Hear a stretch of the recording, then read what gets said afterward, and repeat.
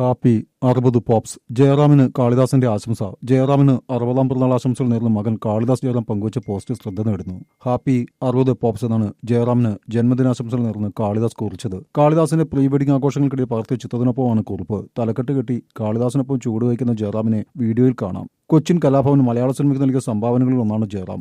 Mimicry രംഗത്ത് നിന്ന് സിനിമയിലേക്ക് വന്ന ജയറാമിനെ കൈപിടിച്ച് കയറ്റിയത് സംവിധായകൻ പത്മരാജനായിരുന്നു. 1988 പത്മരാജൻ സംവിധാനം ചെയ്ത അപരൻ സിനിമയിലൂടെയാണ് ജയറാം നായകനായി അരങ്ങേറ്റം കുറിച്ചത്. അനായാസമായി ഹാസ്യം കൈകാര്യം ചെയ്യുന്ന ജയറാം വളരെ വേഗം കുടുംബ പ്രേക്ഷകരുടെ പ്രിയ നടനായി മാറി. തമിഴ്, തെലുങ്ക് ഭാഷകളിലും ജയറാം ശ്രദ്ധ നേടി. ഗോകുലം, പുരുഷലക്ഷണം, കോലങ്ങൾ, തെന്നാലി, പഞ്ചതന്ത്രം, പൊന്നിയിൻ സെൽവൻ തുടങ്ങിയ ചിത്രങ്ങൾ ഉദാഹരണങ്ങൾ. തെന്നാലി സിനിമയിലെ അഭിനയത്തിന് മികച്ച സഹനടനുള്ള തമിഴ്നാട് സർക്കാർ പുരസ്കാരവും ലഭിച്ചു. അബ്രഹാം ഓസ്കറാണ് ജയറാമിന്റേതായി അവസാനം റിലീസ് ചെയ്ത മലയാള ചിത്രം.